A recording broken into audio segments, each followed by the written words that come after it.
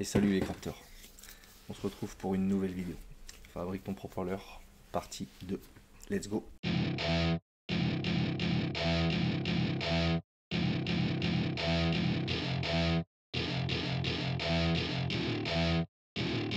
Welcome to my party, we're just getting started. A life is a dream or a nightmare scarring. Hand me a drink cause I think I'm going up. On se retrouve pour la seconde partie. Alors on avait fait une première vidéo montrant grossièrement la prise en main du logiciel, Fusion notamment. Donc là on va reprendre du début en retraçant notre esquisse. Et là on va parler de deux choses. De la symétrie éventuelle au leurre, à la formation, parce qu'elle n'est pas obligatoire. Pourquoi? Je vais vous le faire montrer. L'exemple concret, c'est simple. C'est si on veut concevoir un leurre qui, lui, n'est pas symétrique. L'exemple parfait, c'est notre LF sans lance, par exemple, où la symétrie n'est absolument pas conseillée, puisqu'on va avoir un leurre asymétrique, justement. À partir du moment où vous allez programmer en fonction la symétrie qu'on va voir, dès lors que vous allez toucher une base en haut ou à gauche, droite, bas de la forme, vous allez avoir forcément le côté opposé qui va aussi travailler. Donc dès lors que vous voulez créer un leurre asymétrique, oubliez cette fonction. Deuxièmement, vous le verrez, pour créer un shad avec la symétrie, il va falloir isoler la partie paddle, parce que vous vous doutez bien que si la symétrie est activée, si vous montez, vous formez au niveau du paddle notamment la partie haute, il y a forcément la partie basse qui va travailler.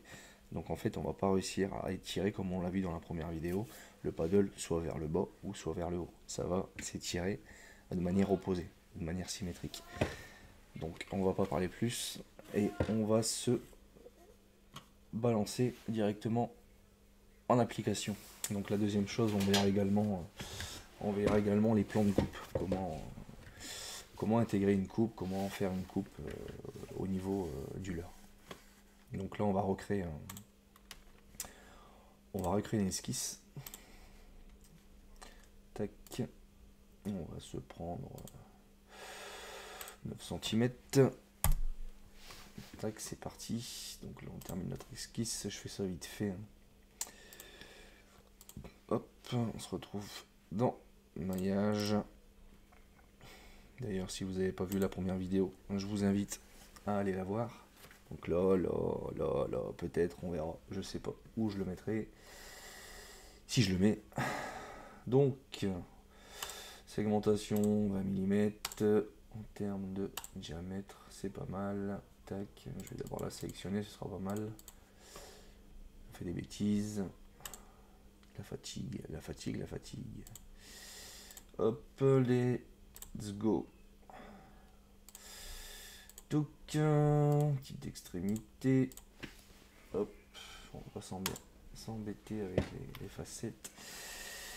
Donc, on va commencer dans le vif du sujet concernant la symétrie. Alors, la symétrie, vous avez un onglet là, ici en haut, suivez ma flèche. Tac, la symétrie. Donc, sans la symétrie, on va reprendre les petites bases qu'on avait vues dans le début du tuto sur la première vidéo. On va pouvoir monter et descendre de manière distincte au bas, gauche, droite. Ok. Tac. Donc là, c'est la même chose, de manière latérale. Donc on s'en fout. Là, quand on va venir activer la symétrie, donc on clique sur symétrie. Donc on va avoir plusieurs possibilités. Nous, ce qui va nous intéresser de manière plutôt indispensable, on va dire, c'est la symétrie miroir, celle-ci, simplement. Donc vous allez venir cliquer sur une face, soit en haut, soit en bas, et on va venir cliquer sur la face opposée. Donc là, vous avez vu, ça va vous éclairer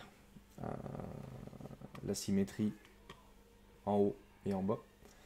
Et vous allez faire OK. Et on peut également créer en même temps la symétrie latérale. Donc on reclique sur symétrie. Et là, on va venir chercher gauche-droite. Et la symétrie, elle est dans l'entièreté du leurre. On est OK? Là, si tu veux en fait créer ton paddle, tu vas te retrouver emmerdé. Pourquoi? Ben, tout simplement parce que, alors on avait la touche magique, option commande, et je vais vouloir étirer mon paddle. Donc option commande, c'est sur Mac, hein, on a CTRL ALT, il me semble, sur PC. Voilà, on se retrouve embêté. Pourquoi? Parce que ben, on vient d'activer la symétrie, donc la symétrie, elle fait son boulot. Ce qui est normal. Donc on se retrouve avec une formation double paddle, si je puis dire. C'est pas ce qu'on veut, c'est pas ce qu'on recherche. On recherche à avoir un paddle dissocié du leurre. Donc la symétrie là n'intervient pas.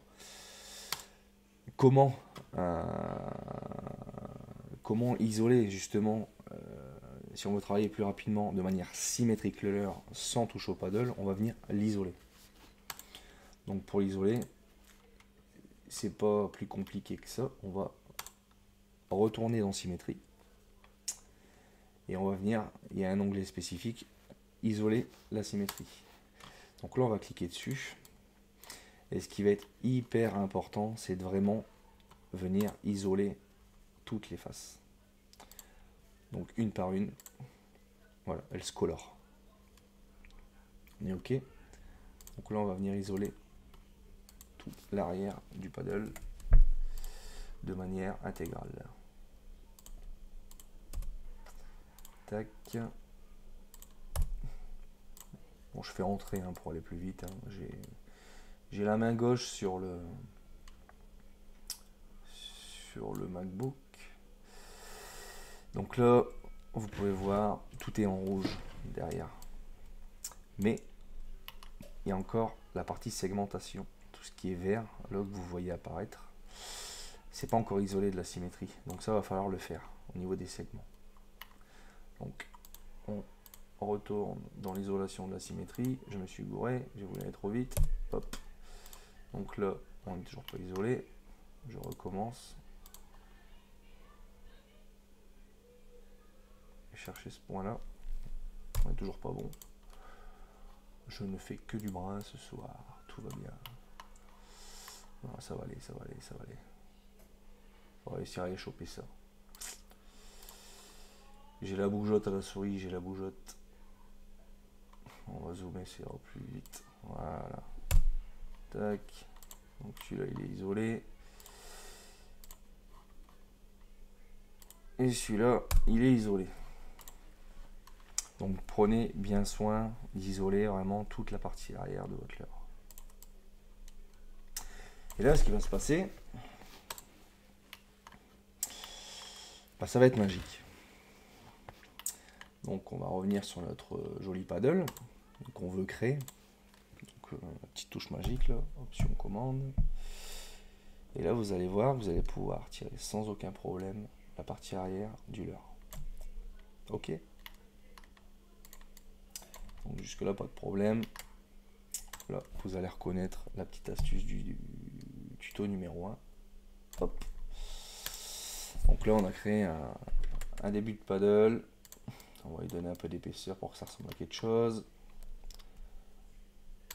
Même si je l'ai fait à l'arrache, que ça ressemble à quelque chose dans la vidéo, c'est pas mal aussi. Hop.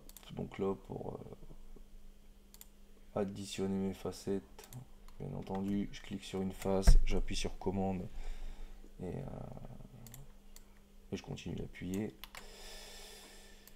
Pour tout sélectionner, là, option commande, la même chose, pour avoir juste un étirement et non pas juste un déplacement de forme. Voilà, là on a donné un petit peu d'épaisseur au paddle, c'est propre, ça ressemble à quelque chose, on va se contenter de ça. Donc là, c'est pour l'aspect symétrie, isolation du paddle.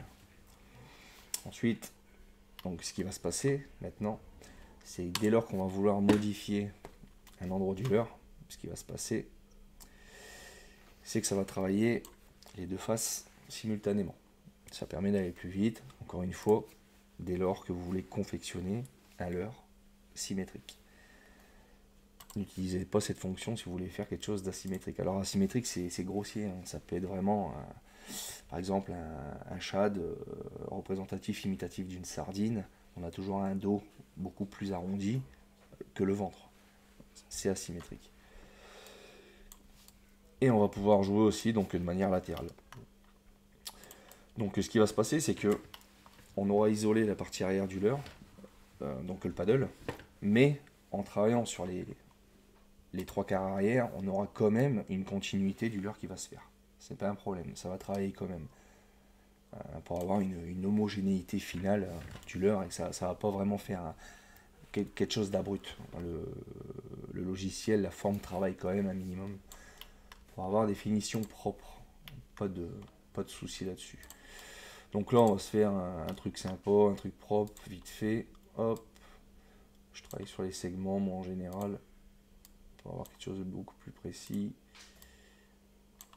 Tac. Voilà. Un peu plus linéaire. Un peu plus propre. On va s'amuser un petit peu. On va se faire quelque chose de sympathique. Voilà. Un peu moins rond. Toc. Voilà.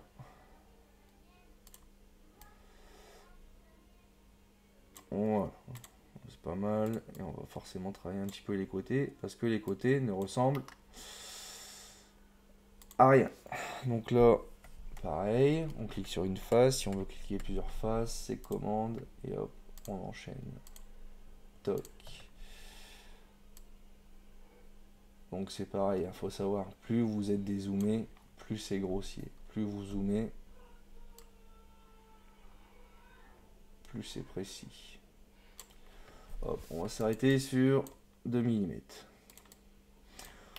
Donc là, on a quelque chose de relativement très correct. On a notre paddle qui a été isolé, on a pu le former tranquillement, sans problématique. Donc là, on va obtenir un début de base, un shad. Voilà. Donc là, on a toujours cette symétrie qui est activée, pas de problème. Notre shad, il est fini. C'est parfait. Donc là, on se dit, on est content. Ça nous plaît. Ensuite, t'es pêcheur en mer, t'es pêcheur en eau douce, t'es quelqu'un qui aime avoir une tête plombée dissociée du leurre. T'as envie de couper ton leurre pour pouvoir y associer une tête plombée. On va pouvoir le faire avec l'outil de scission à partir d'une esquisse. Donc en gros, moi je m'explique, c'est comme ça que je fais. Je vais aller dans l'esquisse, donc je vais choisir mon plan. Voilà, plan de droite, c'est un peu stipulé là. Droite, gauche du leurre, plan de gauche, droite du leurre, etc. Au bas et j'en passe. Donc je vais me servir simplement de la ligne, je vais tracer une esquisse. Hop. Voilà, je valide. Et en fait, je trace mon esquisse là où je veux couper mon leurre. Donc une fois qu'on a tracé notre esquisse, on la termine forcément. Et on va se rendre dans l'onglet de scindage. Donc on scinde le corps. Donc là, il y a une petite fenêtre qui va s'ouvrir. Scinder le corps, on va venir le choisir le corps. Donc le corps qu'on veut scinder, c'est celui-là, c'est mon leurre. Et ensuite, l'outil de scission, eh ben, c'est l'outil de scission, ça peut être une forme, ça peut être une esquisse, ça peut être quelque chose de déjà extrudé, ça peut être voilà, ça peut être toute chose. Donc là, l'outil de scission, vous l'aurez compris, c'est le segment qu'on a tracé. Donc, si je clique dessus tout de suite, ça ne marche pas. Donc, en fait, on a choisi le corps incindé là, ça l'a bien marqué comme sélectionné, ok. Maintenant, on va aller sélectionner l'outil de scission pour pouvoir venir sélectionner notre segment qu'on a tracé, l'esquisse au préalable. Donc là on l'a sélectionné, et quand je mets mon orbite un peu de travers, on voit clairement qu'il est venu créer une coupe au leurre. Donc là vous faites OK ou Entrée. Donc là ce qui s'est passé, c'est qu'on a créé une coupe, on a scindé le corps, mais on l'a pas supprimé. On a créé un scindage, si ça se dit. Pas sûr que ça se dise. Et en fait, on a dissocié donc l'ATP du corps. Donc là, si je veux, je prends l'ATP et puis je m'amuse avec. Pas de problème. Là où ça va être intéressant, c'est que cette TP là, en fait, vous allez l'enregistrer indépendamment du leurre. Donc en gros, ici vous avez tout un paramétrage, les esquisses que vous avez créées, les corps, etc. Donc là dans les corps, on se retrouve donc avec 2 corps, étant donné qu'on a divisé notre leurre en 2 parties pour créer en fait une TP. Donc si vous cliquez sur non visible corps 1, il y a le leurre qui se supprime, enfin il ne se supprime pas, il s'efface, il sera invisible. Et également la tête plombée, ou la future tête plombée. Donc ça c'est pareil, quand vous faites des conceptions, tout ça, je vous invite à tout renommer, comme ça vous n'êtes pas perdu. Parce qu'un leurre avec énormément de détails, des branchies, des écailles, j'en passe, il y a tout un bordel dans l'onglet corps, et je vous parle même pas des esquisses. Donc je vous invite à renommer pour retrouver facilement des choses que vous voulez, oui ou non, rendre visibles. Ça vous évite de faire défiler votre souris indéfiniment. Donc là en gros le corps je vais pas le faire avec vous, mais enfin si, je vais le faire rapidement. La TP vous la gardez de côté, hop, comme ça n'enregistre que la tête plombée sans le leurre. Donc fichier, enregistrer ou enregistrer sous, tape, hop, TP, tel leurre, etc. Et ça roule. Donc on a vu la symétrie, l'isolation de la symétrie et la coupe. On va créer un petit bonus. Excusez-moi. Le petit bonus, ça va être quoi? Ça va être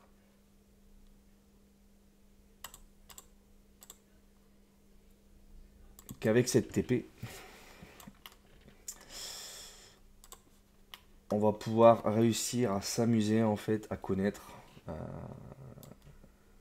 le grammage, enfin du moins à l'anticiper. Alors moi j'ai pris l'habitude avec ce logiciel là, il faut savoir que de manière courante on fait les TP en plomb. On peut réussir à savoir à peu près la masse que va faire votre tête plombée à plus ou moins 10%. Moi c'est ce que j'ai remarqué. Donc là en gros vous allez aller dans matière physique, donc j'ai cliqué droit tout simplement. J'ai cliqué droit et puis vous avez tout un panel, de la céramique, électronique, tissu, plancher, gaz, etc. J'en passe. Donc on va se retrouver dans métal et on va aller chercher la masse du plomb. Alors pourquoi il y a... rapidement, pourquoi il peut y avoir des différences entre ce que m'a donné le logiciel et réellement la valeur? C'est pour ça que je dis il y a environ 10% de marge. Donc si jamais demain vous voulez concevoir une TP de 15, 16, 17 grammes, essayez d'être en plus-value haute plutôt que basse. Parce qu'après, il y a différentes qualités de plomb. Il peut y avoir des plombs très purs, il peut y avoir des plombs qui sont mélangés avec d'autres métaux, plomb, zinc, ça peut arriver. Donc en fait, il y a une variation de la masse qui se crée, et donc c'est pas forcément le logiciel qui a tort quand il vous annonce l'éventuel poids, mais c'est une moyenne. Et moi j'ai remarqué qu'il y avait environ 10%. Donc si tu veux taper une TP par exemple de 10 grammes, il faut que tu conçoives au moins un volume sur le logiciel de 11 à 12 grammes sans problème. Et en général on est dans le vrai. Donc ça moi c'est ce que j'ai remarqué. Après vous ferez à vous tous votre expérience. Mais alors je cherche le P. Le PP. Donc là, le plomb, vous le sélectionnez, vous le foutez là-haut. Moi, en général, je le prends et je le glisse sur la TP. Donc là, on ferme. Donc là, vous avez inséré en fait la matière plomb sur votre volume. Donc là, ok, on est d'accord. Bon, la TP, elle ressemble à rien, il faut la travailler, etc. Et j'en passe. Donc moi, ce que je fais en général, c'est que je fais ça. Je fais un gros carré pour vraiment tout sélectionner, être sûr de tout sélectionner. Et je vais dans Propriétés. Donc là, qu'est-ce qui se passe dans Propriétés? Étant donné qu'on est venu mettre la masse du plomb, enfin du moins le caractère plomb sur notre volume, on a toutes les informations par rapport à cette matière, donc le plomb, sa densité, sa masse, etc. Par rapport à nous, ce qu'on veut faire. Donc là, en fait, si on garde cette forme, ce volume, etc., par rapport à la cohérence donc, du leurre, hein, puisque on est venu en fait couper directement dans le leurre, donc on a une cohérence tout de suite parfaite leurre TP. Donc ça, c'est ce qu'il y a de plus harmonieux. Donc là, on se retrouve en fait avec grossièrement avec une masse volumique de 19,675 grammes, donc une vingtaine de grammes pour une TP. Et donc, ce que je vous disais tout à l'heure, là, pour obtenir vraiment une masse de 20 grammes, allez plutôt la reformer, votre TP, pour aller taper 22, 23 grammes, 10% d'erreur. En général, on est dedans. Donc ça, c'est pour anticiper l'éventuel poids de votre TP. Et puis après, en fait, grâce à ça, une fois, là, je vais pas le faire parce que ça va transformer mon leurre, mais étant donné qu'il est encore dessus. Et là, ce que vous allez faire, en fait, c'est exactement la même chose. Vous allez vous amuser à reformer votre TP une fois qu'elle sera enregistrée et dissociée de votre leurre.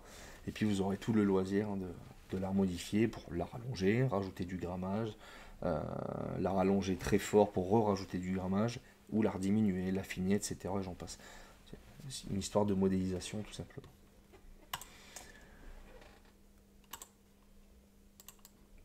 Donc, la partie 2 du tuto Fabrique ton leurre se termine. Moi, je vous dis à ciao.